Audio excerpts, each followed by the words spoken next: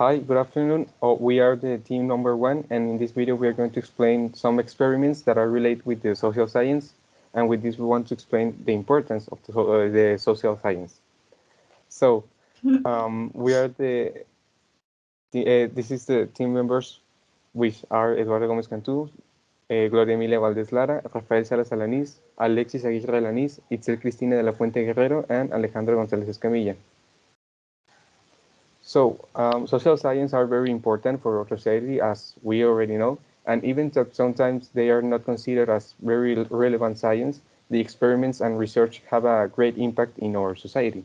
And therefore, in this presentation, we will explain some examples of research in social science related with some topics so that we can show you their value.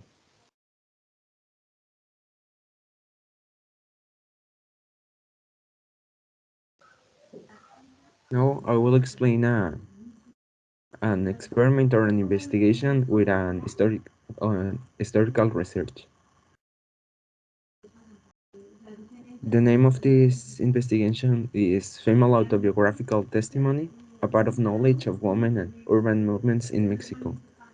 This study of the social sciences was carried out by Alejandra Mazzolo using the documentary technique to carry out her research with an historical approach.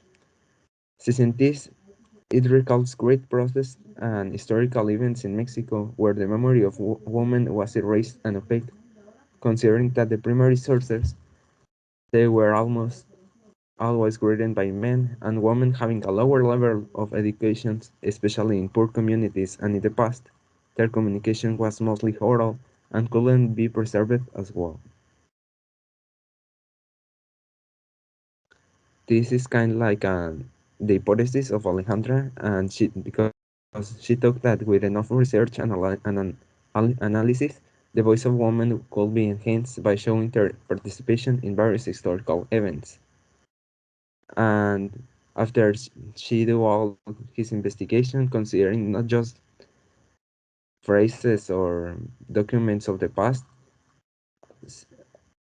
also using some phrases of famous social scientists, and with all that investigation, she concludes that without the exploratory path opened by the autobiographical testimonial narrative, it would have been impossible to learn and disseminate this information about the importance of women in the urban moments of Mexico City. This investigation was mostly qualitative and documentary because she just recollects information of the past and of other scientists. So for that reason, I didn't include like a graph because it was more qualitative. The quantitative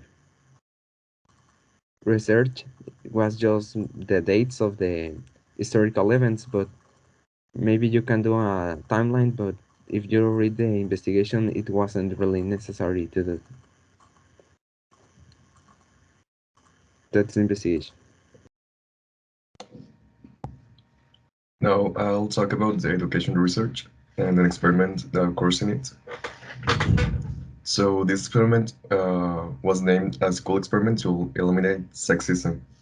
And in the educational and work environment that occurs in it, there have been behaviors and attitudes that denigrate women, and they're almost imperceptible. But the students learn and replicate it in the future. With this problem in mind, 5 schools in the UK asked for the help of Lifting Limits, an English organization dedicated to investigating and making visible the dynamics that constitute gender inequality. These schools participated in a social experiment designed by Lifting Limits to reflect on small details about how gender is socialized and taught in school, as well as the role these dynamics play in creating pre- prejud- prejudice. The program was valued in a one-year project. The participating sample consisted of 217 educational staff members and 1,900 students. The hypothesis that was in the experiment that was that the changes in the form of interactions, readings, didactic material, and other alterations will create an environment with less with less prejudice and greater gender inclusion in the students. The methodology of the evaluation was made by Tessa Howard, researcher and evaluator related to advancing gender equality. And the evaluation used a mixed method approach combining the following methods: reviews, surveys, and questionnaires with staff members, including qualitative interviews and qualitative semi-structured interviews with staff members and pupils. The evaluation also includes findings from gender audits carried out by lifting limits in each school at the start and the end of the pilot. The result was that a significant percentage of children had freed their aspirations for a future from the constraints of gender bias. In one of the participating schools, 55% of the students thought that the construction trade was for everyone. At the end of the experiment, the number had risen to 82%. Globally, the number of students who believed that soccer was a sport for everyone, men and women, grew from 22 to 70%. This type of awareness is crucial, not only to open the professional possibilities of students in the future, but to make possible both women in traditional male fields of activity as well as men in traditional female roles. Here we can see some graphs that replicate the results of the experiments. There are also more, but we couldn't fit them all. Now I will explain an experiment that is related with the psychology research. So this experiment is called the Diffusion of Responsibility Experiment, and it was developed in New York, in the New York City, by the two social psychologists, Darley and Latané, in 1968. What was the objective of this experiment? Well, they tried to study experimentally what makes ordinary people, witnesses of manifest emergency situations, not give their help. And their hypothesis was that in a dangerous situation, the diffusion of responsibility is the one that persuades the witnesses to help in the situation. This experiment was a critical rational approach and used a quantitative method. Also, it was a field study with non-participant research and a field technique, since they make a simulation of a situation and then expose the subject to that situation. So this is the procedure of the experiment, and the first thing that they do was to ask a New York university student to participate in a debate, making him believe that he was going to be a member of a group of people who should speak in turns in separate booths and communicate by a sound system. And all the other participants were actually recordings, and he was the only student subject. Here we have a variable in the experiment, and that is that instead of use only one person, it was a group of 6 people inside the room. But the recordings were also used in in both cases. After listening some participants and participating in the first round of the debate, a second round occurred, but in this one of the participants started to suffocate and asked for help until his voice was turned off. This was a recording. And at this point, the researcher is counting the time in which the subject started to ask for help for the other participant. The results of this show that depending on the number of witnesses, the help was showed. For example, in the group that was in the one that was only one person in the room, mostly the 85% of the people asked for help in an average of 52 seconds, and a 15% didn't ask for help. But in the group that was that consists in 6 people, just 31% of the people asked for help in an average of 116 seconds. And the conclusion of this was that Darley and Latané were able to conclude that the number of witnesses was a critical determinant for the intervention. What does this mean? This means that the diffusion of responsibility tried to explain that if someone else can do something, he will do it for me. If I see something that is wrong, but there's other witnesses of this situation, they can do something. I don't necessarily need to do something. And that's it for the psychology research. I'm because I'm supposed to say that this part of the video will appear me, just me Alexis, that one, just because I didn't sleep for 56 hours and at the time of the meeting I was in agony of sleep in my bed, so sorry. I think. Hi, my name is Alexis, and as I said before, I was asleep, so let's move on. I have no time.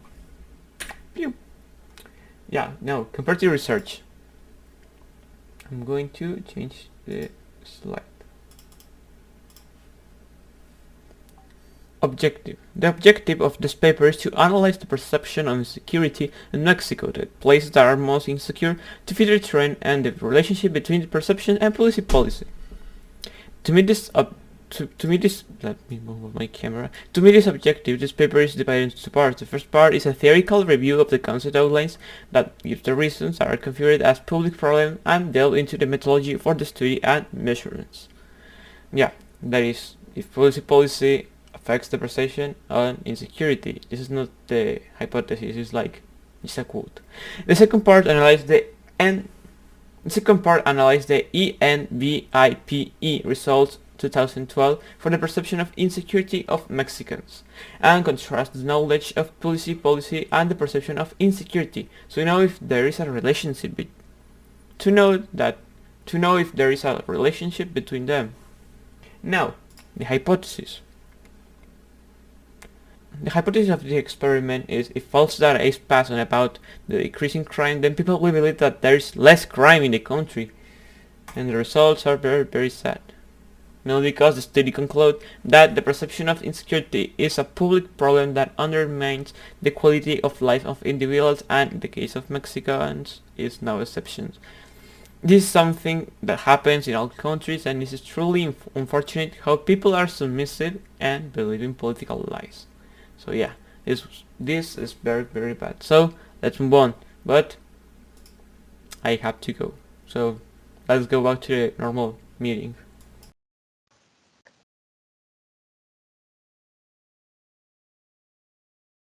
Now for the critical rational research, I'm going to be talking about the Robert Cave experiment.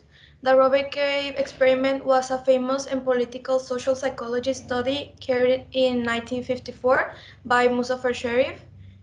This experiment basically shows us the origin of prejudice and other problems such as xenophobia, misogyny, and homophobia that happened between two groups of young boys who were separated and only saw each other to compete with each other, which of course made them think that it was kind of like them against us, which created tension between them. But this tension later transformed from conflict to cooperation.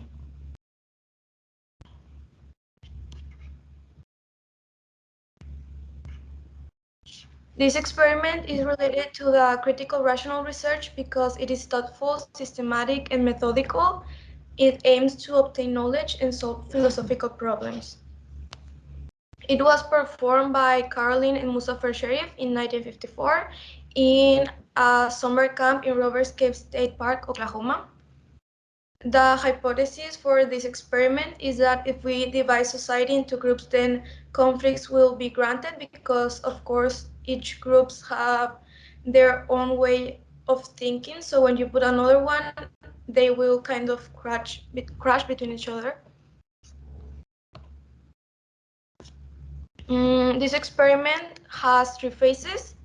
The first one is the feeling of identity, which starts when the 22 11-year-old boys were randomly separated into two groups as they arrived to the summer camp. Of course, without them knowing they were being subjects of this experiment. For all the first weeks, the boys were separated into different houses, so they didn't even know about each other. But on the other hand, they spend more and more time bonding with the kids from their group while doing activities like swimming, hiking, or finding wood, which strengthened their personal relationships. And each group even got a name. One was Eagles and the other Rattlers. Now that we have the two groups established, we are going to move to the conflict phase or the name calling.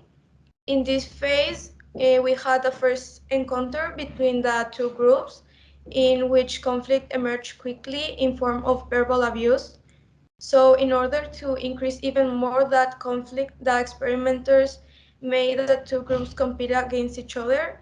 This was also asked by the children because they wanted to check which group was better. And of course, this caused even more problems between the two groups. Now that both groups are in conflict, we have the final phase, which is the collaboration phase or the making peace phase. In this um, phase, surprised by how easily the friction phase had been, the experimenters decided to try to make the two groups make up. They tried to give them a new approach by giving them a series of problems to try and solve, but these problems mostly require them to work together in order to achieve the same goal. So the bad guy was no longer the other.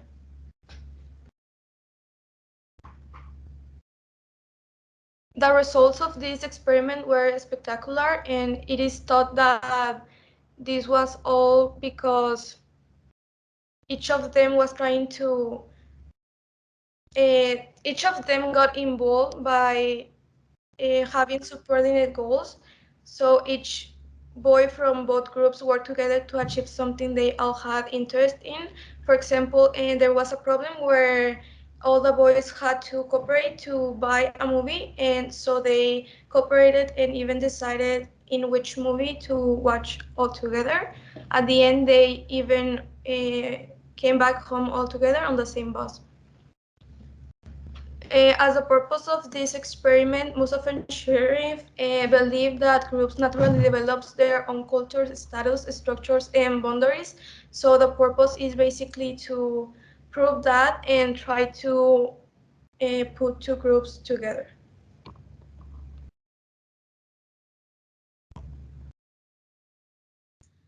Hi, I'm Gloria, and now I'm gonna explain a social science experiment related to social skills. So this experiment is called Leadership Styles, and the purpose of this experiment was to analyze how the behavior of individuals is conditioned according to the leadership style with which they are direct. So this experiment is in a social science context in which most of the research was aimed to explain the behavior of the Nazis and under Hitler, especially for Kurt Lewin, who had to go into exile to the United States after being persecuted by the Nazis. So, why social science skill research is related to this experiment? This is because this experiment is related to the way in which people act and related each other depending of the type of regime in which they are involved. This experiment it was developed by the scientist Kurt Lewin.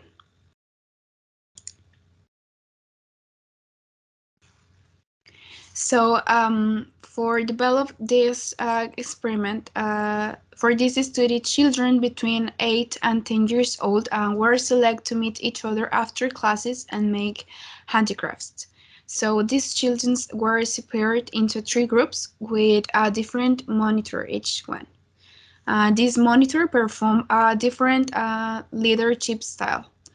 So the group number 1 had autocratic leadership, and in this monitor order at all the times what should be done strictly without giving rise to debate or the children's having any kind of initiative.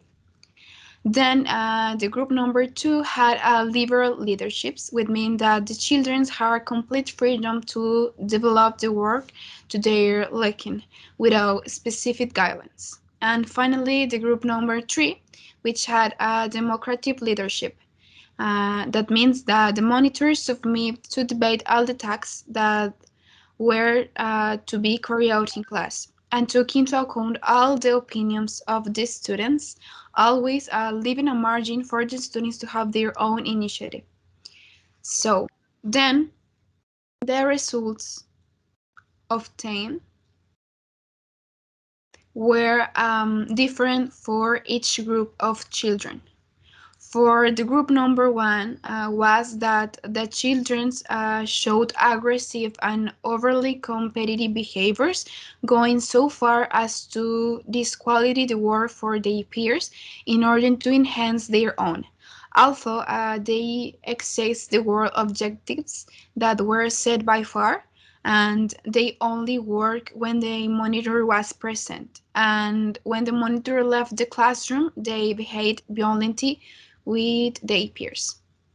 Then the group number two, which was that the liberal leadership, the results was that the students did not achieve any of the world objectives, and despite the fact that the monitor was in the classroom, they show an attitude of absolute passiveness and developed a completely anarchic and impossible to control behavior.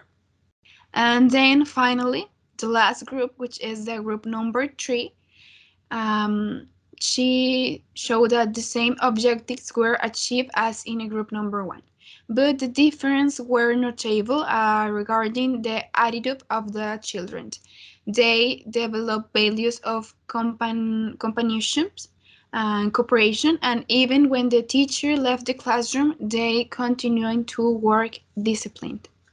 So after this experiment, the conclusion is that um, scientists realize the importance of leadership in the formation of people because people is exposed to a enrichment that oppress them, they will apply this to other people or their regular life. But in change, if they are exposed to a system that respect them, then they will apply these actions in their own lives. And that will be it for this experiment. So we hope that this presentation likes you and that it was complete and this was clear. And well, thank you for your attention. These are our references. Thank you.